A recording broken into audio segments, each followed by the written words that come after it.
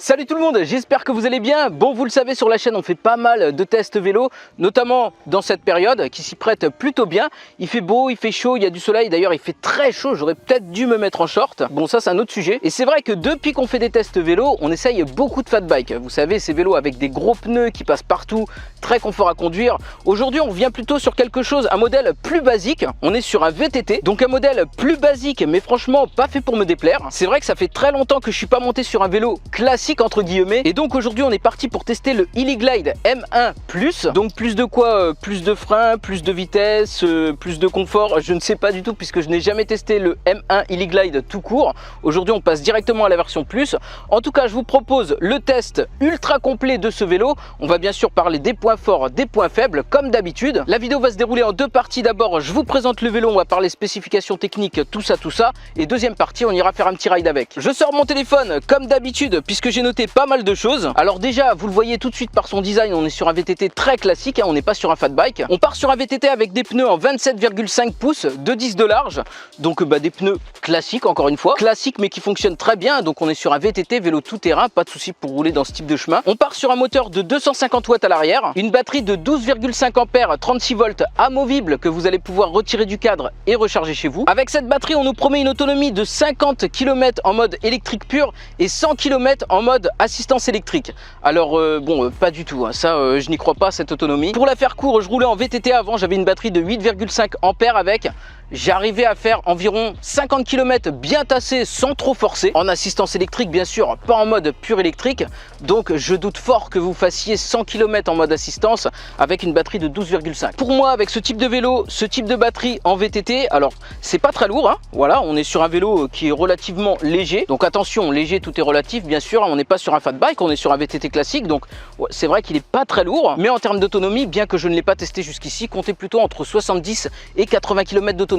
Bien tassé encore une fois. D'ailleurs en parlant du mode électrique pur, là tout de suite sur le vélo, il n'y est pas. Donc on a des poignées classiques, mais vous avez bien sûr livré avec le vélo deux poignées de rechange, dont une avec un accélérateur qui va être très simple à monter, hein. Ça se branche, c'est tout bête, hein. Donc si vous le voulez, vous pourrez rajouter une poignée avec accélérateur. Moi je ne l'ai pas mise, le vélo arrive comme ça par défaut, vous avez la poignée, c'est à vous de voir si vous la montez ou pas. Vitesse maximum de 25 km/h, donc on est dans les clous par rapport aux normes européennes. 5 niveaux d'assistance électrique, donc de la vitesse 1 jusqu'à la vitesse 5, 21 vitesses sur le vélo, et ça franchement ça fait plaisir. On a 7 vitesses à l'arrière avec un dérailleur Shimano, mais on a également un plateau à l'avant avec 3 pignons. Donc ça c'est vrai que c'est super cool, c'est quelque chose qu'on ne retrouve pas sur les fat bikes. En tout cas moi je l'ai jamais vu jusqu'ici, hein.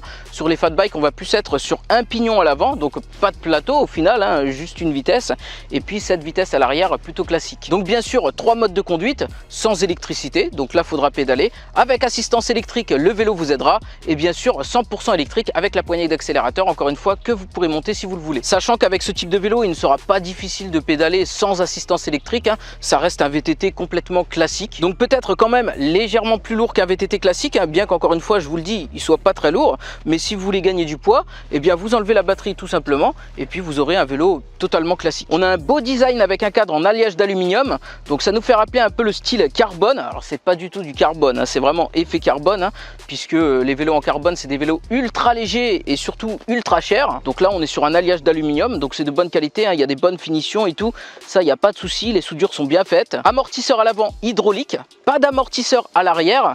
Donc dans les chemins comme ça, c'est vrai que au niveau de l'avant ça va gommer un petit peu les aspérités, par contre au niveau de l'arrière ça va quand même pas mal secouer. Ça c'est quelque chose que je répète pas mal dans les vidéos où on teste les fat bikes.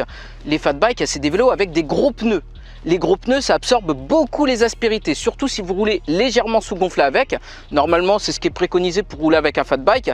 Là on n'a pas des gros pneus, on a des pneus basiques, donc ça va secouer un petit peu plus qu'avec un fat bike. C'est vrai que là où le fat bike va venir compenser le manque de suspension à l'arrière par ses gros pneus, le VTT lui il va pas compenser grand chose au final. Après bien sûr la suspension à l'avant elle est réglable, vous pouvez la régler plus ou moins souple. On a deux freins à disque avant arrière, pas de frein hydraulique. Un compteur tout ce qu'il y a de plus basique, il est petit, il est discret, est minimaliste, mais franchement, on n'en demande pas plus, hein. Alors, vous avez un bouton plus, un bouton moins, histoire de monter, descendre les vitesses. Vous avez le bouton en haut qui va vous permettre d'allumer le vélo et vous avez un bouton en bas qui va vous permettre d'allumer le phare avant. Alors, phare avant, mais pas de phare à l'arrière. À l'arrière, on va avoir un simple réflecteur. D'ailleurs, on a 2 réflecteurs sur chaque roue accrochés sur les rayons, donc ça, c'est cool.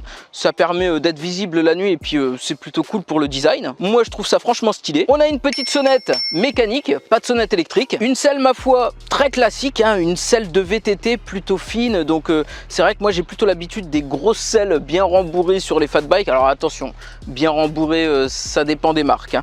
Mais voilà, là, on est sur une selle basique. Donc, bon, c'est confort, c'est bon, je sais pas, je ferai pas non plus des centaines de kilomètres là-dessus, hein. Ça c'est quelque chose que je changerai vite sur le vélo. Ça c'est vraiment les selles ultra fines, hein, des cyclistes pro et tout. Donc voilà, moi je suis plutôt grosse selle bien rembourrée. Après les grosses selles bien rembourrées, c'est pas forcément les plus conforts non plus, hein, ça dépend. Alors petit bémol quand même que j'ai noté sur le vélo, bien que ce soit quelque chose que vous allez pouvoir régler très facilement, hein, c'est au niveau du dérailleur. Alors surtout au niveau du plateau, à l'arrière pas de souci, mais par contre ça manque un petit réglage du plateau à l'avant. Donc 2-3 coups de tournevis, c'est réglé, on n'en parle plus, hein. Je l'ai pas fait, alors j'ai sorti le vélo comme ça par défaut et puis je me suis dit je suis parti avec, rouler pimpant, et au final c'est vrai que voilà, vous l'entendrez lorsqu'on partira en ride avec, mais la chaîne frotte assez fort sur le plateau. Donc ça c'est rien du tout les mecs, hein, 2-3 coups de tournevis et puis c'est réglé. Bon bien sûr, les disques, les plaquettes sont neufs, donc forcément ça frotte toujours légèrement sur les plaquettes, très légèrement, mais ça c'est le temps de roder les freins, c'est le temps de roder le vélo. C'est comme avec tous les vélos neufs les mecs, à chaque fois vous entendez toujours un léger frottement sur les disques. Voilà, suffit de faire après quelques kilomètres et puis ça se rôde tranquillement. Vous n'aurez plus aucun frottement. Au niveau tarif, on est sur un vélo électrique qui reste abordable, hein, comparé au fat bike qui coûte quand même assez cher. Donc je vous laisserai bien sûr aller checker dans la description. C'est un vélo qui nous vient de chez Geek Buying. Je pense qu'on a bien fait le tour du vélo. Là j'ai le soleil qui me tape un peu sur le crâne, il fait très chaud, donc on va aller faire un petit ride avec le vélo et on est parti. On est parti en ride du coup avec le vélo et franchement, je vous le disais tout à l'heure, au niveau de la selle, je crois que ces selles elles sont pas faites pour moi.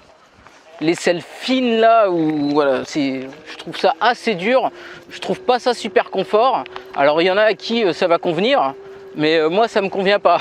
Franchement c'est le premier truc que je changerais sur le vélo, ce genre de selle. Alors du coup petit ride avec le vélo, comment ça se passe? Là je suis en vitesse 1, je suis en vitesse 1 sur le plateau 2. Alors tout à l'heure je vous disais qu'au niveau du plateau il y avait besoin d'un petit réglage. En fait au niveau du plateau 2 ça va, mais dès que je vais passer le 3, et là donc je ne sais pas si vous l'entendez. Alors déjà je sais même pas si vous m'entendez moi, parce qu'il y a quand même pas mal de vent.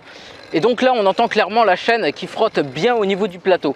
Donc ça demande un tout petit réglage. C'est 2-3 tours de tournevis et puis c'est réglé. Mais c'est vrai que c'est un petit peu embêtant de toujours entendre ce frottement qui se fait sur la chaîne. Alors aussi pareil avec ma caméra, je sais pas trop ce qui se passe avec la Insta360, mais elle a tendance à faire de la buée entre l'objectif et le protège objectif, surtout quand je me mets à rouler. Donc ça apparaît tout doucement et ça je trouve ça assez embêtant aussi. J'espère que ça va pas trop impacter la qualité de la vidéo, mais clairement voilà, je commence déjà à voir une petite tache apparaître. Vous allez voir un espèce de halo au-dessus de ma tête ou directement sur ma tête, je ne sais pas trop. Bon en tout cas je vous le dis, ça me fait super plaisir de retourner sur un VTT classique. C'est vrai que ça faisait longtemps que j'étais pas monté sur un vélo. Sur un vrai vélo on va dire, un vélo basique tu vois. J'adore les fat bikes, hein, c'est pas le souci, hein, mais c'est vrai qu'un petit vélo classique comme ça, ça fait plaisir aussi. Et surtout ce qui fait plaisir c'est de retrouver un plateau avec 3 vitesses, ça c'est franchement cool. C'est quelque chose que je me plains à chaque fois sur les fat bikes, je sais pas pourquoi ils nous mettent pas de plateau, pourtant ça aurait du sens. Ouah, par contre les mecs, je vois une grosse tache de buée sur mon objectif. Voilà, je sais pas comment ça se passe, mais il n'y a que moi qui a ce problème avec la Insta360 ou comment ça se passe. Voilà, si quelqu'un dans les commentaires a la caméra et veut bien me dire s'il n'y a que moi qui a ce souci. Bon, je vous fais un petit topo des vitesses. Alors bon, là bien sûr, je suis sur le plus petit pignon au niveau du plateau et plus petit pignon au niveau des vitesses. Donc c'est-à-dire la résistance la plus forte. Alors, vitesse 1, 13 km/h, 13-14 km/h. 13,5 par là. Vitesse 2, 15 km/h, 15-16 même. Vitesse 3, 19-20 km/h. Ouais, 20 km/h. Vitesse 4, 24, 24-25 même. Hein. Et puis vitesse 5, 25 aussi.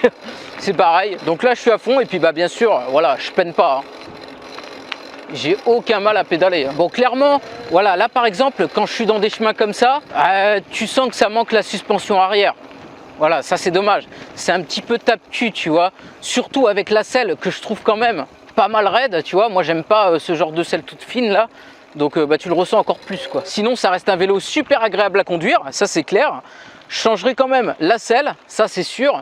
Et puis un petit réglage au niveau du plateau. Voilà, 2-3 tours de tournevis et c'est réglé. Un peu dommage pour les suspensions arrière. Voilà, je changerai juste ça et là franchement on serait OP. Bon alors au niveau autonomie, un VTT comme ça peut aller beaucoup plus haut que l'autonomie d'un fat bike, hein. Forcément le vélo est plus léger, vous avez des plateaux, plus de résistance, il y a moyen de pédaler plus, donc aider plus le vélo. Donc tout ça, ça joue sur l'autonomie, hein. Et donc c'est vrai que là où un fat bike avec une batterie de 12,5 ampères t'emmènerait peut-être à une autonomie d'aller 30-40 bornes, et avec un VTT comme ça, forcément vous allez pouvoir faire plus de kilomètres. L'autonomie vous allez la doubler, voire plus. Par contre, il ne faudra pas être mollasson sur la pédale, il faudra quand même bien aider le vélo si vous voulez pouvoir profiter d'une bonne autonomie. Tout ça bien sûr avec un effort assez modéré, hein. Ça reste un vélo électrique, il est quand même là pour nous aider. Au niveau des freins les mecs, test freinage, sans souci, hein, ça se stoppe direct, hein. Il n'y a vraiment aucun problème là-dessus. Bon en tout cas les gars les filles, on va s'arrêter là pour cette vidéo, j'espère qu'elle vous a plu. Si c'est le cas, si vous voulez vous pouvez mettre un petit like, vous pouvez aussi vous abonner pour ne rien rater. Et puis moi je vous dis à bientôt pour de prochaines aventures. Allez, salut!